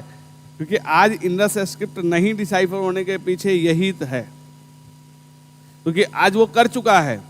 कभी रहेंगे तो वो किताब हम शेयर मतलब यहाँ पे डिस्प्ले करेंगे, पीडीएफ में ही किताब है।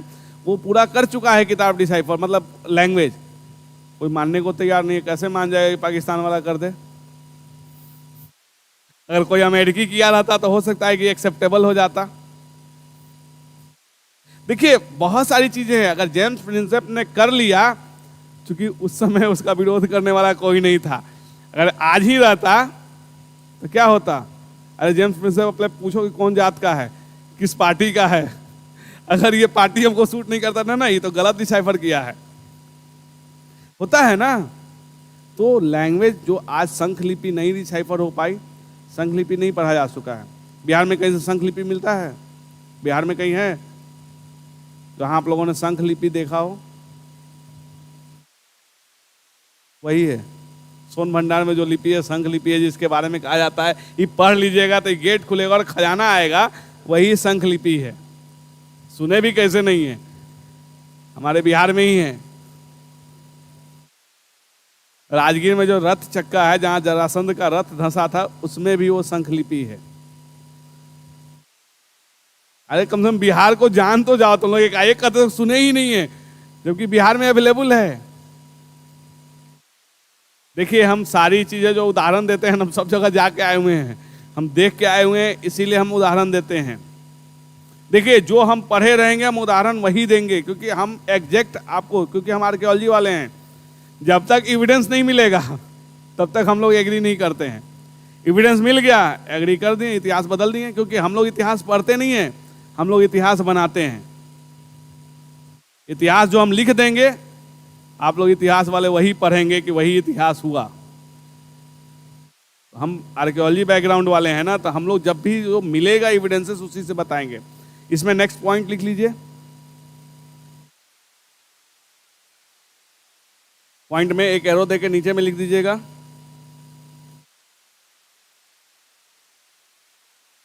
अशोक के एकात्मक स्तंभों का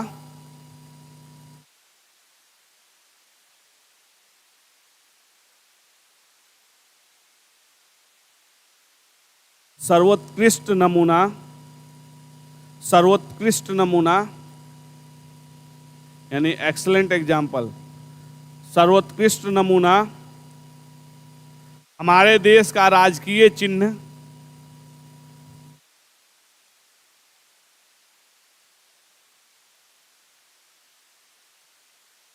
सारनाथ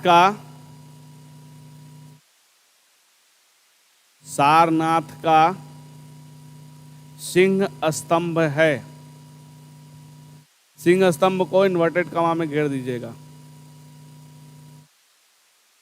सिंह स्तंभ को इन्वर्टेड कमा में, सिंगल इन्वर्टेड कमा में घेर दीजिएगा, सारनाथ का सिंह स्तंभ है। नेक्स्ट पॉइंट,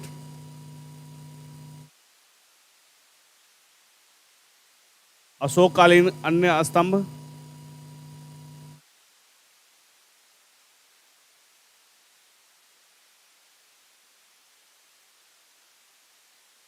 हाइफन देके लिख लीजिएगा 2-3 नाम, बस 2-3 नाम लिख के इसको खत्म करेंगे। लौरिया नंदनगढ़, एक ऐसे हाइफन देके अन्य स्तंभ में लौरिया नंदनगढ़, उसके बाद हो जाएगा रामपुरवा, लौरिया आर्यराज, सिर्फ आर्यराज नहीं लिखा जाता है, लौरिया आर्यराज, वैशाली इत्यादि कर दीजिए।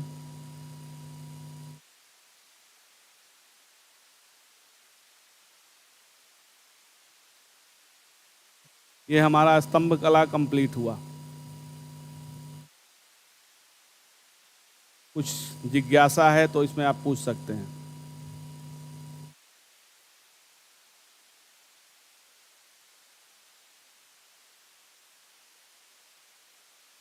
क्या स्तंभ का ऊपर प्रभाव, उसको अलग से हम बताएंगे, क्योंकि मौर्य कला का प्रभाव जब करेंगे ना तो हम आपको इस क्वेश्चन का आंसर लिखवा देंगे, क्योंकि एक बार उसको आप पूरी तरह से हम लिखवा देंगे, क्योंकि एक लाइन में उसको बताना नहीं संभव है।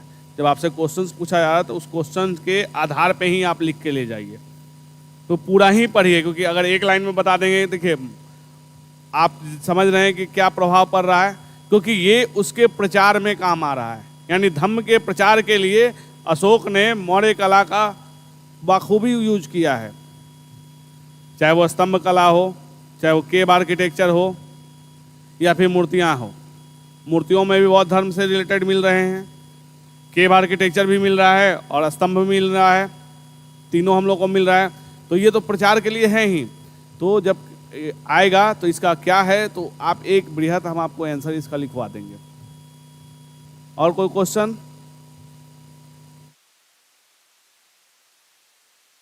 क्योंकि नेक्स्ट क्लास में इसको जल्दी से खत्म करेंगे, अब बहुत ज़्यादा लंबा नहीं इसका क्लास खींचेंगे। हाँ, कोई क्वेश्चन? अरे कुछ तो पढ़ के आओगे तुम लोग, कुछ पूछोगे। हाँ क्या?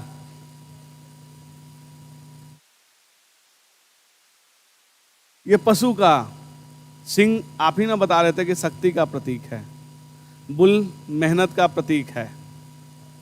देखिए सब चीज, और आप अगर देखेंगे तो बुद्ध के जन्म से रिलेटेड या बुद्ध से रिलेटेड जो जो पशु हैं उन सबको अशोक ने अपने पिलर पे स्थान दिया है। सिंह क्यों दिया है? आपको हिंट दे दिए हैं, सिंह का क्यों दिया गया है पहले ये बता दीजिए। नहीं आक्रामक नहीं, हम बौद्ध धर्म, हम बुद्ध से रिलेट कर रहे हैं तो आप आक्रामक पे जा रहे हैं। हाँ, सिंह का तेज देखने जाओगे? नजदीक से जाकर सिंह का तेज देख लेना, उसको साथ वो देखने लायक नहीं छोड़ेगा। बताइए क्यों सिंह का? क्योंकि हम इस पे डिस्कस करेंगे। जो आपने क्वेश्चन, बहुत अच्छा क्वेश्चन पूछा कि क्यों, तो सिंह का क्यों? क्योंकि देखिए जो भी जानवर को स्थान दिया गया है वो मान के चलिए कि बुद्ध से एसोसिएट ही हैं वो सारे चीज। सिंह क्योंकि वो साके कुल के थे, इनका अपना मोर था, उनका सिंह था। तो इसीलिए एक एक जानवर के बारे में हम आपको बताएंगे नेक्स्ट क्लास में। थोड़ा सा पढ़ के आइए, ताकि देखिए आपको हम बार बार कह रहे हैं कि थोड़ा पढ़ के आइए, क्योंकि आप लोग एकदम जैसे नहीं होता है कि मरे लोगों की तरह रह गए हैं कि नहीं, कुछ भी डिस्कशन हो ही नहीं रहा है। अरे जिंदा तो बन के आओ तुम लोग। क्योंकि देखो हम आपको कुछ नया तभी बता पाएंगे जब आपके अंदर से जिज्ञासा मुझे मिलेगी। अब आप लोग सिर्फ नोट्स लिखने के लिए आ रहे हैं तो कहिए कल से इतना फास्ट लिखा देते हैं कि एक एक दिन में एक एक टॉपिक खत्म कर दें। क्योंकि देखिए आप लोग में सबसे बड़ा प्रॉब्लम है कि आप पढ़ के आ नहीं रहे हैं। अरे आपके पास जो किताब है उससे पढ़ तो लीजिए कम से कम। जब तक बाइलिंगुअल नहीं होगा, आपके तरफ से कोई हमको नहीं आएगा ना, तो हमको लगता यही है कि हम मरे हुओं को पढ़ा रहे हैं, तो कितना पढ़ा पाएंगे। आप लोग जिंदा होके आइए मेरी क्लास में। देखिए आप लोग से बुलवा तो लेंगे ही, इसीलिए देख रहे हैं कि हम हर क्वेश्चन का उत्तर पहले आपसे जानना चाह रहे हैं। हम चाहेंगे तो जल्दी लिखा के खत्म कर देंगे, लेकिन फिर आपके अंदर वो कॉन्फिडेंस नहीं आ पाएगा, आप लोग को सोचने की शक्ति नहीं आ पाएगी। आप लोग इससे पहले जहां पढ़े होंगे या जो पढ़ाते होंगे, आप लोग बस उसी पे आदी हैं कि बस सर आए शुरू करें कि सर लिखाइए, हाँ यहाँ से चलो कल से लिखो। क्या जरूरत है? सारा चीज हम भी किताब से ही बताते हैं ना, सारा चीज किताब में अवेलेबल है। कुछ पढ़ के आइए, कुछ हमारे साथ डिस्कशन कीजिए, कंप्लीट हो जाएगा। फिर याद करने की जरूरत नहीं पड़ेगी। अब जैसे हम अभी आज स्तंभ के बारे में बताएं कि बता रहे हैं कि ईरान से प्रभावित है, क्यों बता रहे हैं? अब हमने तुलना बता दिया कि नहीं उनका जोड़ जोड़ के बनाया गया, हमारा मोनोलिथ है, उनके ऊपर राजा है, हमारे ऊपर जानवर की आकृति है, उनके ऊपर उल्टा घंटा है, हमारे ऊपर उल्टा कमल है। तो अब जैसे है, अगर आप पढ़ के आए रहते हैं तो इसके बाद इसको पढ़ना पड़ेगा? कभी नहीं पढ़ना पड़ेगा। अब स्तंभ क्या होता है, कैसे हैं? स्तंभ को दो भाग में बांट रहे हैं, एक हो गया हमारा पिलर, एक हो गया इसके ऊपर का भाग जिसपे पशु शीर्ष बैठाया गया है। अब पिलर कैसा है, तो नीचे से ऊपर की तरफ पतला होते जा रहा है। यहाँ एक चौकी है, चौकी को बढ़िया से बनाया गया, उसके ऊपर किसी जानवर को बैठा दिया गया। अर्लीस्ट कौन सा है, तो आपको ये भी पता है, वैशाली में सबसे पहले का है और सारनाथ में सबसे परिपक्व रचना मिल रही है हमारे पास। जो सारनाथ का अगर आप देखेंगे तो सबसे सुंदर है सारनाथ का। तो देखिए आप पढ़ के आएंगे ना तो थोड़ा सा हम फास्ट भी ये करेंगे, सिर्फ लिखने के लिए नहीं। जब आप पढ़ने आ रहे हैं ना तो थोड़ा सा कम से कम ये करके आइए। और सारे लोग अपने कॉपी में अगर जो जो बता रहे हैं, देखिए डायग्राम लेते चलिए, आपको मार्क्स दिलाएगा। देखिए मार्क्स इंटरव्यू एग्जामिनर देना नहीं चाहता है, आपको लेना पड़ेगा उससे। अच्छा कॉपी रहेगा तो उसका नहीं भी मन होगा ना तो भी आपको अच्छा नंबर दे के आएगा। कॉपी सुंदर लगेगा और लिखने का जो है, जो रनिंग स्क्रिप्ट है वो ऐसे लिखे कि मान के चलिए कि आप मेंस लिख रहे हैं। कॉपी हम चेक कर लेंगे किसी किसी दिन, हम जिसका भी चाहें जिसका कॉपी चेक करेंगे कि आप लोग लिख कैसे रहे हैं। तो आपका क्योंकि रनिंग स्क्रिप्ट में जितना आपका राइटिंग टूट रहा है ना, एग्जाम में उससे भी ज़्यादा राइटिंग टूटेगा। क्योंकि आपको फेयर करने के लिए नहीं, हम सख्त खिलाफ रहते हैं कि जितना अच्छा कॉपी आप फेयर करके बना लीजिएगा ना, एग्जाम में कभी उतना अच्छा नहीं लिख पाइएगा। तो हम चाहेंगे कि तेजी में लिख रहे हैं जो वो राइटिंग आपका रहे, उसी को मेंटेन कर लीजिए। और कॉपी वैसे बनाइए कि लगे कि नहीं हम मेंस का कॉपी लिख रहे हैं। तो आपको पता चल जाएगा कि कैसे लिखना है, कितना पेज हमारा हो रहा है। अगर पेज ज़्यादा हो रहा है तो इसमें से क्या मटेरियल हम हटा सकते हैं। मटेरियल हम आपको सब लिखा रहे हैं, लेकिन जब अगर आपको पता चल जाएगा कितने पेज में इसका आंसर लिखना था, हो सकता है एक पेज बढ़ गया, तो आपको ये पता नहीं ना है कि कौन कौन सा पॉइंट उसमें से काट देना है। तो आप जब लिखिएगा तब ना हम बताएंगे कि नहीं अगर जरूरत पड़ेगा तो अगर तुमको अगर लगे कि बढ़ रहा है तो ये सब पॉइंट इसमें से हटा दो, क्योंकि आंसर तो आपको स्पेस तो लिमिटेड है, ऐसा नहीं है ना कि 10 को कॉपी लेके देगा कि लिखते जाओ। इसीलिए हम आपको बार बार कह रहे हैं कि मेंस की तरह लिखने की आदत डालिए, जिससे ये पता चले कि आंसर में अगर ज़्यादा हो रहा है तो क्या ज़्यादा हो रहा है, हम उसमें से क्या हटा सकते हैं। तो वो आपको मेहनत खुद करना होगा। तो मेरा फॉर्मूला आपको याद ही है, या तो आप पार्टिसिपेट कीजिए या भाग जाइए, क्योंकि हम बस उसी सिद्धांत पे चलते हैं। 2 भाग लो होता है, पहले का मतलब होता है पार्टिसिपेट करिएगा, दूसरे का होता है रन अवे। अब ये आपको डिसाइड करना है कि हमारे साथ आपको पार्टिसिपेट करके सीख जाना है या भाग जाना है। क्योंकि अगर आप भागने के लिए हैं तो फिर अभी ही भाग जाइए, नहीं तो अगर आप पार्टिसिपेट करना चाहते तो फिर लिखने की टेंडेंसी डालिए। आपको ये कंफर्म पता होना चाहिए कि मेरा आंसर पूरा कितने पेज में जा रहा है, क्योंकि आप याद तो कर जाइएगा। तो आप जब लिखने के समय अगर आपको पूरा याद है तो हम क्या उसमें शॉर्ट करें, क्योंकि मेरा स्पेस लिमिटेड है, उससे ज़्यादा स्पेस आपको नहीं मिलेगा एक क्वेश्चन लिखने के लिए। ऐसा नहीं कि एक क्वेश्चन में हम पूरा भर दें, दूसरा क्वेश्चन में क्या करेंगे। इसीलिए स्पेस टाइम दोनों लिमिट करके वो आपको करना होगा। ठीक है, चलिए इसी के साथ आप लोग को नवरात्रि शुरू हो गया, उसकी हार्दिक शुभकामनाएं आप लोगों को। चलिए फिर मिलते हैं नेक्स्ट क्लास में। Thank you.